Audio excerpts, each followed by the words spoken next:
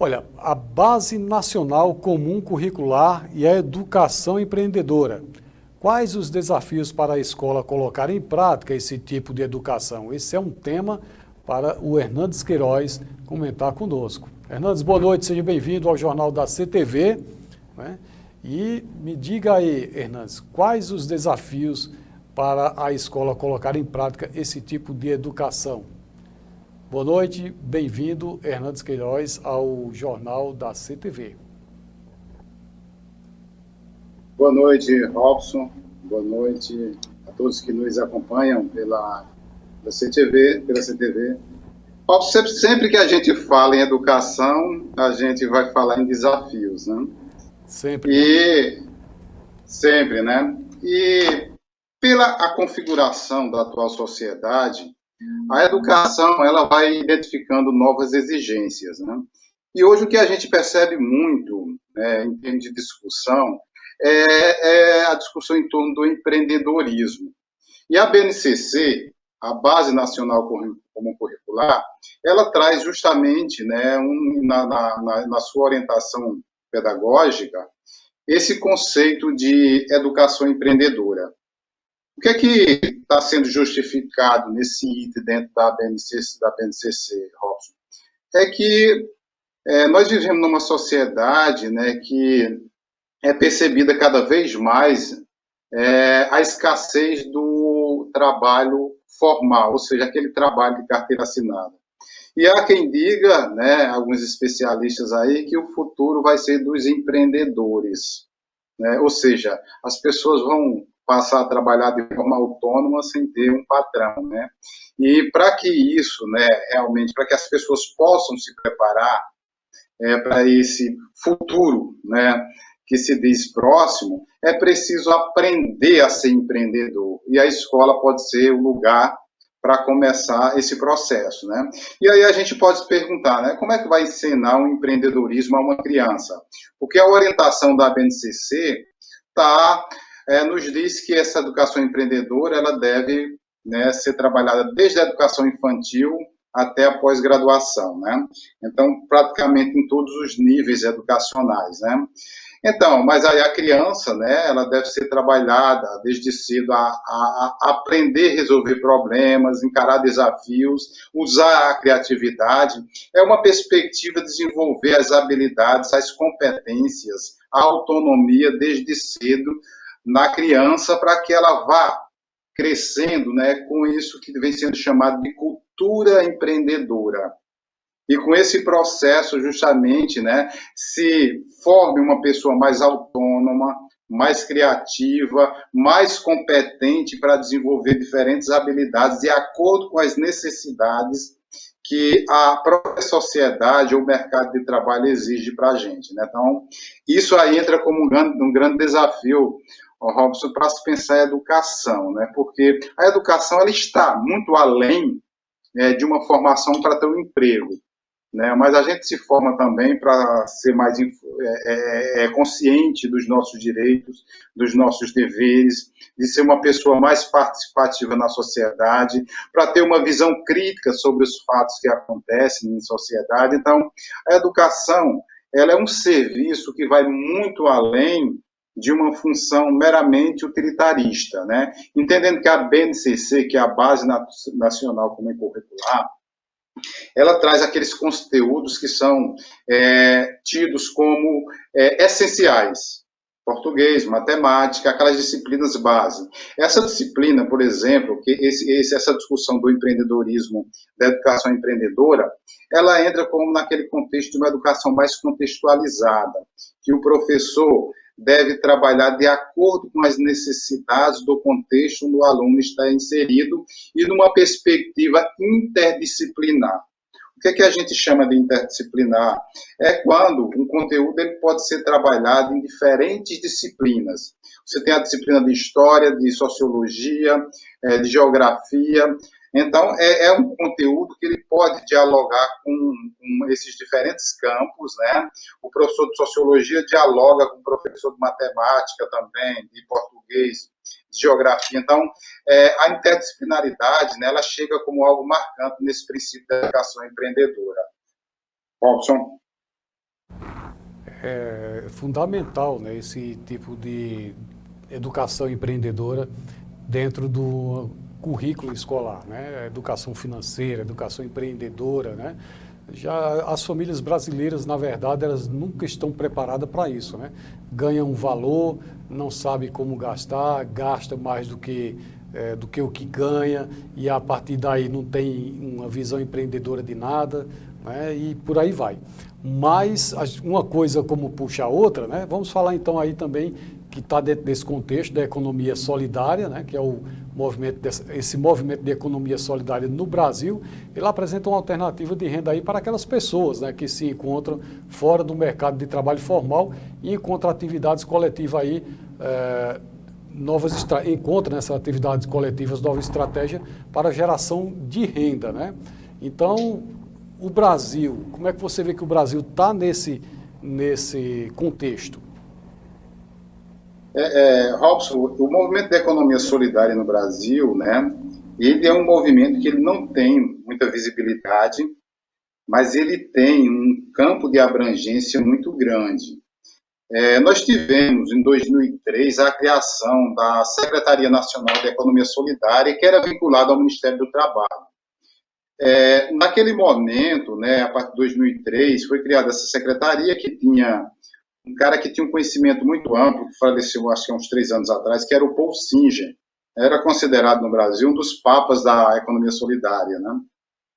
Isso é um processo lento, né? A economia solidária é um movimento de geração de renda criado especificamente por aquelas pessoas que se encontram fora do mercado formal de trabalho, mas dentro das suas condições começaram a gerar renda de forma coletiva, ou seja, Robson sabe produzir artesanato, Hernandes também, Renato também.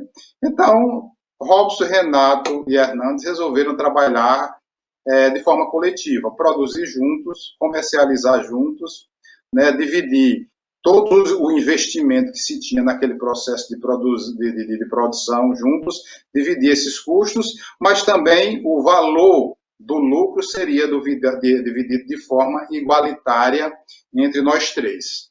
Essa é a proposta da economia solidária, né? Que não haja um patrão dentro de um grupo. Ou seja, as pessoas se juntam para gerar renda a partir de uma atividade econômica, né? Ou seja, que vai, né, render algum lucro para aquelas pessoas que estão envolvidas diretamente no processo de produção e comercialização, mas o que se propõe, o que se apresenta como característica fundamental nesse processo seria justamente não haver um patrão, né, onde os custos são divididos de forma igualitária entre todos os componentes daquele grupo. Esses grupos, eles podem ser caracterizados através de cooperativas, de associações ou de grupos informais. Mas o fato é que esse movimento, né, ele é muito grande.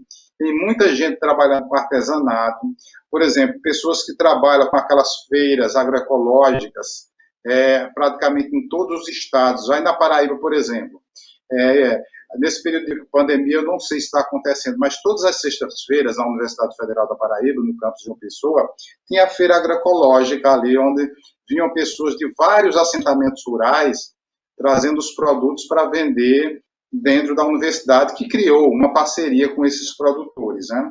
Então, você tem a Universidade Federal da Paraíba, que tem a incubadora de empreendimentos solidários, que presta assessoria a esses empreendimentos. Então, nós temos um movimento, né, acontecendo em diálogo com as instituições de ensino, com algumas prefeituras e alguns governos estaduais, que tem sido muito importante, porque são pessoas que há muito tempo, ou muita gente nem sequer trabalhou de carteira assinada, mas encontra na economia solidária um jeito de gerar renda e garantir a sua sobrevivência, né? Então, é um movimento importante, não tem tanta visibilidade no Brasil, mas né, é um movimento que está muito vivo, porque é muita gente que não está acessando o mercado de trabalho formal, de carteira assinada, então tem que buscar alguma alternativa para gerar renda. E a economia solidária tem sido um mecanismo aí de sobrevivência para muita gente, Robson, e em todos os lugares, em todos os estados do Brasil. Robson. É verdade, a gente poderia citar inúmeros aqui, né? Em Caicó, no Rio Grande do Norte, Existe várias fabriquetas de bonés, né, que distribuem para o Brasil inteiro. Um exemplo de economia solidária, Santa Cruz do Cabibaribe, Toritama, né, entre outras regiões que se mostra, né, dentro dessa economia solidária, né. Temos muitos exemplos para isso e realmente é a solução. Um outro tema, Hernandes, é em relação à organização do terceiro setor do Estado neoliberal. Podemos pensar a atuar aí as configurações sociais em 3 instâncias, é isso? Você enfatiza? Pois é, Robson, a sociedade ela passa por mudanças o tempo todo, né? Quanto mais tecnologias a gente tem, né? O poder político também vai se reconfigurando nesse processo, né?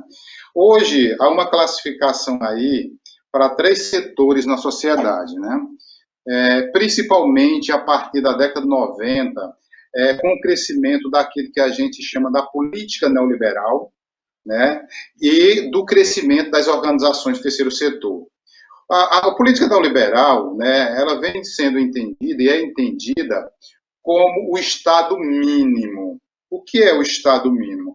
É o Estado participando cada vez mais das ações políticas e transferindo responsabilidade para o setor privado, que é o segundo setor.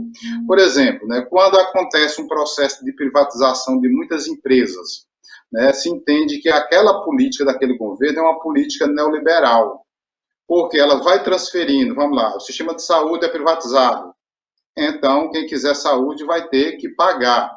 Então, nesse caso, por exemplo, né, o Estado ele se isenta da responsabilidade de oferecer um serviço de saúde pública para a população. A mesma coisa acontece com a educação. Quando a educação passa a ser privatizada, o Estado deixa de criar as políticas públicas educacionais e transfere essa responsabilidade para cada pessoa. Ou seja, você quer educação, você paga por ela. Então, a lógica neoliberal, ela vem dizendo que é o Estado mínimo, é o discurso de enxugar o Estado, né, e transferir a responsabilidade para as próprias pessoas. E isso, Robson, funciona bem quando a gente tem uma sociedade toda empregada, que recebe dinheiro, né, suficiente para acessar esses serviços e pagar por ele. Num país como o Brasil, né, se a gente observar, por exemplo, as políticas públicas de saúde, se você imaginar como seria a realidade do brasileiro hoje se nós não tivéssemos, né, o SUS, se nós não tivéssemos as universidades públicas, se nós não tivéssemos uma educação pública a nível fundamental e nível médio, qual é a realidade, qual seria a realidade da população brasileira para chegar, né, ao ensino superior, para fazer um ensino fundamental, um ensino médio, se tivesse que pagar por todos esses serviços, né? Então, quando a gente discute muito essa perspectiva do neoliberalismo, é preciso pensar a realidade do país para pensar a viabilidade de uma política neoliberal, né, para uma determinada sociedade. Então, mas nessa configuração, Robson, a gente vai perceber que a gente tem 3 setores atuando, mas não atuando de forma separada, porque eles acabam atuando de forma articulada. A gente vai ter o setor governamental, né, o Estado, que é responsável pela elaboração e implementação de políticas públicas, isso que eu acabei de falar, né? Políticas públicas de saúde, de educação, segurança pública, né? E a gente tem o segundo setor. O segundo setor é o setor privado, aquele que tem a ideia, né? A ideia não, né? Mas a finalidade de gerar lucro. As empresas, as indústrias, você abrir uma empresa, a tua finalidade é ter lucro. Se você não tiver lucro, você vai quebrar. E o terceiro setor, né, essa onda que a gente vem dizendo que vem crescendo bastante, não só no Brasil, mas em vários países do mundo, que são as ONGs, as fundações, as associações, que elas não pertencem ao governo, mas também não são do segundo setor porque não gera lucro. A ONG ela não tem finalidade de gerar lucro. Elas buscam recursos através de projetos ou doações para desenvolver determinadas atividades que beneficiem grupos sociais, né? Mas de onde vêm esses recursos? Pode ser O governo pode financiar esses projetos, assim como o segundo setor também pode beneficiar esses projetos, né? Mas a tendência é que o terceiro setor, ele acaba executando funções que seria de responsabilidade do primeiro, do setor governamental. Por exemplo, nós vivemos uma sociedade onde nem todo mundo tem saúde. Então, muita gente vai para a ONG que vai desenvolver alguma atividade voltada para a saúde. Ou a saúde, a educação, né, oferecida pelo Estado é uma saúde deficiente. Então, muitas vezes, né, as ONGs trabalham com educação e oferecem um tipo de educação para aquelas populações mais carentes da sociedade. Então, elas acabam cumprindo funções que deveriam ser cumpridas pelo Estado.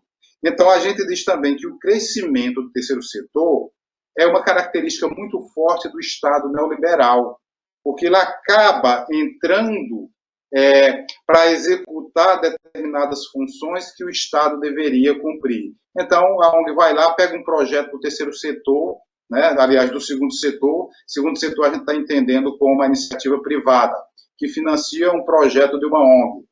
E isso deveria ser o papel do Estado. Mas como o Estado muitas vezes é falho nesse processo, então a sociedade civil acaba interferindo e executando funções que não seria exatamente a função dela. Mas na ausência do Estado, o terceiro setor acaba atuando. Então, são configurações, Robson, que na atual sociedade mexe muito com essa configuração. Parece pequeno quando a gente fala, mas quando a gente começa a entender toda a dinâmica, e quando a gente diz que é um governo ele tem uma ideologia, ele está assumindo, né, uma visão. Quando um presidente, um governador, um prefeito se diz neoliberal, ele está defendendo cada vez menos a ação do Estado e transferindo cada vez mais a responsabilidade para cada indivíduo. Ou seja, faz o discurso de que você não tem emprego porque você é um preguiçoso. Mas espera aí, né? Será que eu sou preguiçoso ou eu vivo numa sociedade que é excludente? Ou diz, você não estuda porque você não quer. Sim, mas o meu tempo permite, né, de fato, para que eu me dedique aos estudos como eu gostaria de me dedicar. Então, são várias questões que se colocam em questionamento quando se pensa numa política neoliberal. Porque o neoliberalismo, ele vai dizer, você não evoluiu porque você é preguiçoso, porque você não se esforçou. Mas eu acho que a coisa não funciona exatamente dessa forma, porque além da força de vontade, precisa ter oportunidade. Não importa onde você quebrar. Procure a oficina mecânica do Flávio.